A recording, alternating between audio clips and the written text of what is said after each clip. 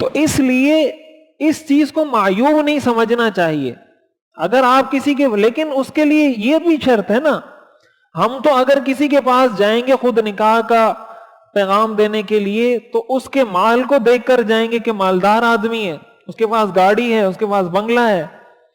تو اگر گاڑی دیکھ کر جائیں گے پھر تو وہ تانا دے گا نا آپ کی بیٹی کو.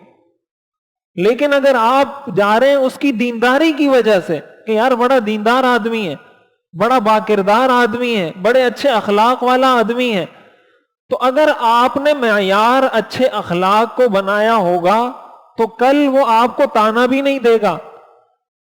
لیکن اگر آپ نے معیار مالداری کو بنایا ہے تو کل آپ کو تانا بھی ملے گا. اب وہ کہتے ہیں ہم نے اس کو خود آفر کی تھی، اب اس کا نتیجہ یہ ہو رہا ہے کہ یہ ہمیں تانے دے رہا ہے. وہ تانے اس وجہ سے نہیں دے رہا کہ آپ نے آفر کی تھی، تانے اس وجہ سے دے رہا ہے کہ آپ نے اس کا انتخاب مالداری کی وجہ سے کیا تھا. حدیث شریف میں آتا ہے تنکح المرأة لأربع، عورت سے 4 وجوہات کی بنا پر نکاح کیا جاتا ہے. لمالها ولجمالها ولحسبها ولدینها، اس کی مالداری کی وجہ سے، اس کی خوبصورتی کی وجہ سے، اس کے بہت بڑے خاندان میں ہونے کی وجہ سے، آپ نے فرمایا، اور چوتھی چیز اس کے دیندار ہونے کی وجہ سے. فاظفر بذات الدین، آپ نے فرمایا دیندار عورت سے نکاح کر کے کامیابی حاصل کرو.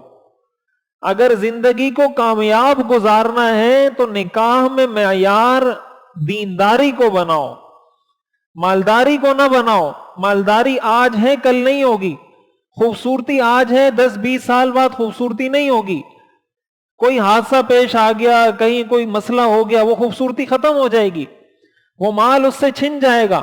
آج اگر اس کا کوئی بہت بڑا مقام ہے، ممکن ہے 2 سال بعد 5 سال بعد اس کا وہ مقام نہ ہو.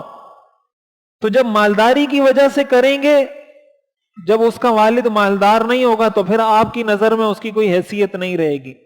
خوبصورتی کی وجہ سے کی ہے، کل اگر اس کی خوبصورتی ختم ہو جائے آپ کی کوئی رغبت نہیں رہے گی. اس کے دنیاوی سٹیٹس کی وجہ سے کی ہے، کل اس کا وہ سٹیٹس نیچے آ جائے آپ کا رشتہ خراب ہو جائے گا. دینداری کی وجہ سے کی ہے تو یہ رشتہ خراب نہیں ہوگا. حدیث شریف میں آتا ہے حضور علیہ الصلوۃ والسلام نے ارشاد فرمایا اذا خطب الیکم من ترضون دینہ وخلقہ فزوجوہ الا تفعلوہ تکن فتنۃ فی الارض وفساد عریض. اگر تمہارے پاس کوئی ایسا شخص رشتے کا پیغام لے کر آئے، من ترضون دینہ وخلقہ، جس کی دینداری پر تمہیں اعتماد ہو اور جس کے اخلاق اور کردار پر اعتماد ہو. یہ دیندار آدمی ہے، باکردار آدمی ہے، پیسوں ویسوں کا کوئی تذکرہ نہیں ہے اس میں، دیندار آدمی ہے، باکردار آدمی ہے. آپ نے فرمایا فزوجوہ، تو نکاح کروا دو. الا تفعلوا، اگر نہیں کرو گے، تکن فتنۃ فی الارض، تو زمین میں فتنہ پھیلے گا، وفساد عریض، اور بہت بڑا فساد زمین میں برپا ہوگا. ہمارے ہاں بہت بڑے مسائل کی جڑ یہ مسئلہ ہے.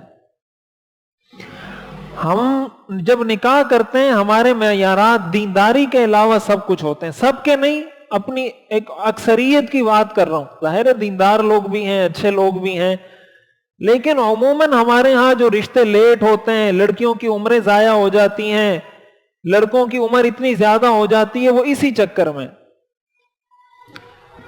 لڑکی والے بیٹی کا رشتہ اس وجہ سے نہیں دیتے کہ یہ مالدار نہیں ہے، اور شریعت نے مرد کو یہ حکم دیا ہے